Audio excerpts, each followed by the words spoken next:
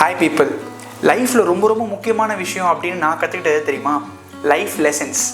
ஒரு சுச்சுவேஷன்லேயும் ஒரு பீப்புளை நம்ம மீட் பண்ணும்போது நாம் செய்ய வேண்டியது செய்யக்கூடாதது, அந்த பீப்புள் நமக்கு செஞ்சது செய்திருக்கக்கூடாதது, இது எல்லாமே நம்மளுக்கு வாழ்க்கை பாடங்களாக கற்றுக் கொடுக்குது. இந்த வருஷம் நம்ம கற்றுக்கிட்ட வாழ்க்கை பாடம் அடுத்த வருஷம் நம்ம பெட்டர் பர்சனாக இருக்கிறதுக்கு நம்மளுக்கு ஹெல்ப் பண்ணுது. அந்த மாதிரி என்னுடைய 30 வயசுக்கு முன்னாடி நான் கற்றுக்கிட்ட 30 லைஃப் லெசன்ஸை உங்கள் கூட ஷேர் பண்ணணும்னு ஆசைப்பட்றேன். பண்ணலாமா?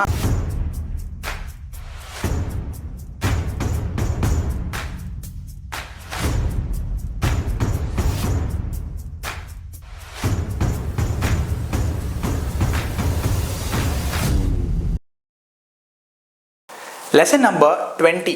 You are not the centre of this universe. இந்த பிரபஞ்சத்தோட நடுமயத்தில் நானோ நீங்களோ இல்லை. இந்த பிரபஞ்சமே, இந்த உலகமே நமக்காக சுற்றிக்கிட்டு இல்லை. ஏற்கனவே சொன்னேன், நான் தான் எப்பவுமே கரெக்டுன்னு பேசுகிறது தப்புன்னு நான் புரிஞ்சுக்கிட்டேன்னு. அது இன்னொரு வாழ்க்கை பாடம். இந்த லைஃப் லெசன் எதை பற்றி அப்படின்னா, எது நடந்தாலும் வாழ்க்கையில் எது நடந்தாலும், யார்கிட்ட பேசினாலும், என்ன விஷயத்தில் நம்ம சம்மந்தப்பட்டிருந்தாலும், நம்ம கண்ணோட்டத்திலிருந்தே இந்த உலகத்தை பார்த்து இது நமக்கு தான் இதை கற்றுக் கொடுக்குது, இது நமக்கு தான் இது பண்ணுது, இது நம்மளால தான் நடக்குது, இந்த தப்பு நமக்கு நடக்குது, இந்த தப்பு நம்மளால் நடக்குது அப்படின்லாம் யோசிக்கிறத விட்டு, இந்த உலகத்தில் அது நிறைய விஷயங்கள் நடந்துக்கிட்டே தான் இருக்கும். நாம் அதில் என்ன கற்றுக்கணும்னு நினைக்கிறது கரெக்டு தான். ஆனால் எல்லாமே நமக்காகவே நடக்கலை.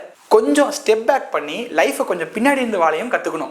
எல்லாத்தையுமே நமக்காக தான் நடக்குதுன்னு நினச்சிட்டு மண்டையை போட்டு குழப்பிக்கிட்டு நம்ம ஏதாவது பண்ணியே ஆகணும், இந்த பிரச்சனை நம்ம உள்ளே பூந்து ஏதாவது சரி பண்ணியே ஆகணும், இந்த நம்ம ஃப்ரெண்ட்ஸ் கேங்குள்ளே இதை நம்ம செஞ்சே ஆகணும், நம்ம ஃபேமிலியில் இதை பண்ணியே ஆகணும் அப்படின்னு இந்த உலகமே நமக்காக தான் சுற்றிட்டு இருக்குன்னு நினச்சிட்டு வாழக்கூடாது அப்படின்றத நான் கற்றுக்கிட்டேன். இதை நான் கற்றுக்கிட்டதுக்கு அப்புறம் லைஃப்பில் கொஞ்சம் ஈஸியாக I am not the centre of this universe. இந்த பெரிய பிரபஞ்சத்தில் பூமி எங்கேயோ இருக்குது, அதில் நம்ம கண்ட்ரியில் நம்ம ஊரில் எங்கேயோ நான் இருக்கேன். என் லைஃப்பை நான் வாழ்ந்துக்கிறேன். இந்த லைஃப்பில் நடக்கிற சுச்சுவேஷன்ஸ், ப்ராப்ளம்ஸ் எல்லாமே நான் ஏதோ பண்ணி தான் ஆகணும் அப்படின்ற ஒரு ஸ்ட்ரெஸ் நான் எடுத்துக்காமல் I am not the centre of this universe அப்படின்னு நினச்சி வாழ்கிறது ஒரு பெட்டர் பெர்ஸ்பெக்டிவ் அப்படின்னு நான் கற்றுக்கிட்டேன். Lesson number 19. Family is a very beautiful thing.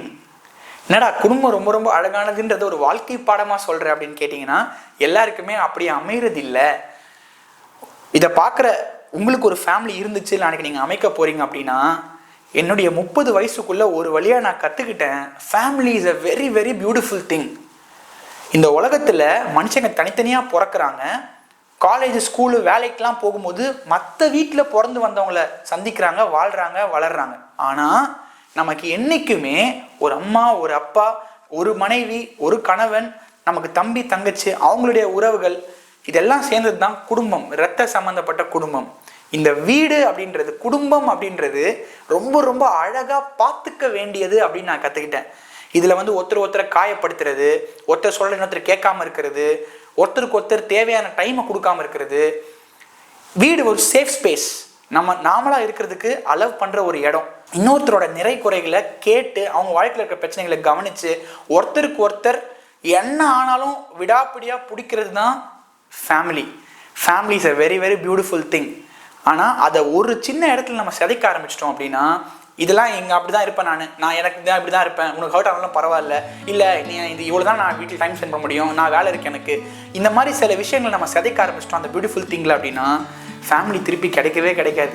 மற்ற ஃப்ரெண்ட்ஸ் நிறைய பேர் கிடைப்பாங்க, வெளியே நம்மளுக்கு நிறைய இடத்துல நம்மளுக்கு மற்ற சந்தோஷங்கள் கிடைக்கலாம். ஆனால் family is a very beautiful thing. If you ruin it, paying a big deal for it. Lesson number 18. Always prioritise your mental health over your job. இதுவுமே என்னுடைய 30 வயசுக்குள்ளே நான் கற்றுக்கிட்ட முக்கியமான லைஃப் லெசன் சொல்லலாம். நம்ம எல்லாருமே வேலை பார்க்குறோம், நமக்கு நிறைய பொறுப்புகள் இருக்குது, நமக்கு ஒரு கெரியர் பில்ட் பண்ணுறோம். ஆனால் இதெல்லாம் எதுக்கு பண்ணுறோம்?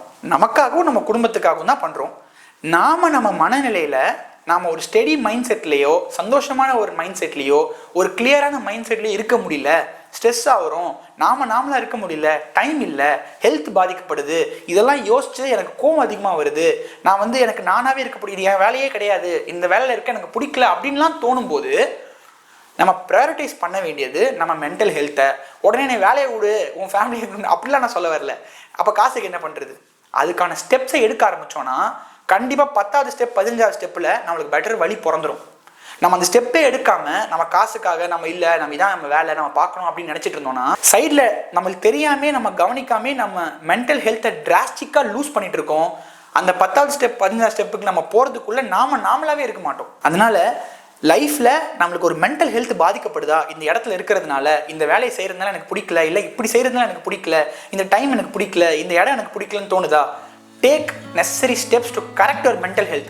அது வந்து வேலையை டிஃப்ரெண்ட்டாக செய்கிறதா இருக்கலாம், இல்லை உங்கள் மைண்டை டிஸ்ட்ராக்ட் பண்ணுறதா இருக்கலாம், கொஞ்சம் ஃப்ளெக்சிபிளாக உங்கள் வேலையை செய்கிறதா இருக்கலாம், இல்லை அந்த இடத்துலேருந்தே மூவ் ஆகிறதா இருக்கலாம், அந்த வேலையை விடுறதா இருக்கலாம், என்ன வேணா இருக்கலாம். But prioritise your mental health more than your job so that you can get a better job or you can do your job better. Lesson number 17. People's actions are mostly proportional to how you behave with them.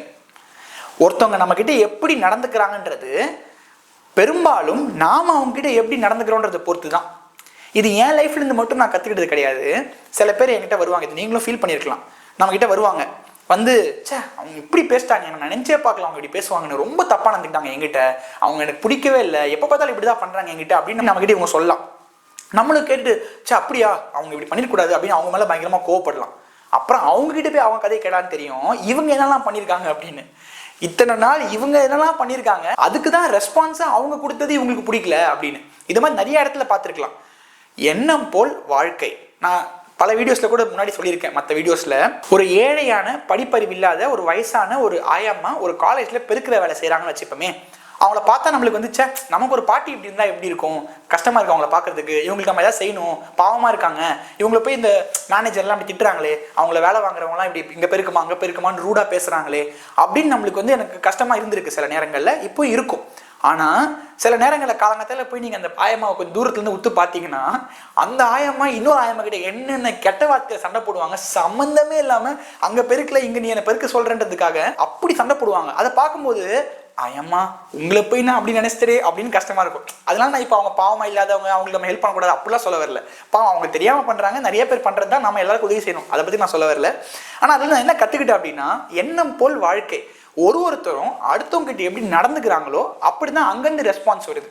இப்போ இவங்க எப்படி நடந்துக்கிறாங்கன்றதுக்கு பல காரணங்கள் இருக்கலாம். இவங்களே ஏழ்மையில் இருக்காங்க, சின்ன சின்ன விஷயங்கள் எரிச்சலாகும், அவங்க இவங்களை கஷ்டப்படுத்தலாம், ஓகே. ஆனால் பெரும்பான்மையான விஷயங்களில் நாம் ஒருத்தவங்க எப்படி நடந்துக்கிறோமோ அப்படி தான் அவங்க நடந்துப்பாங்க நம்மக்கிட்ட. நாம் அவங்ககிட்ட டிஸ்ரெஸ்பெக்ட் கொடுத்தோம் அப்படின்னா அவங்க நம்மகிட்ட ரெஸ்பெக்ட் கொடுக்கணும்னு எதிர்பார்க்க முடியாது. ஒரு வழியாக 30 இயர்ஸ்க்குள்ளே நான் கற்றுக்கிட்டேன், peoples actions are mostly proportional to how we behave with them. Lesson number 16. Planned patience in anything is very good. யோசிச்சு ஒரு விஷயத்தில் பொறுமையாக இருக்கும் அப்படின்னா அது ரொம்ப ரொம்ப நல்ல விஷயம்.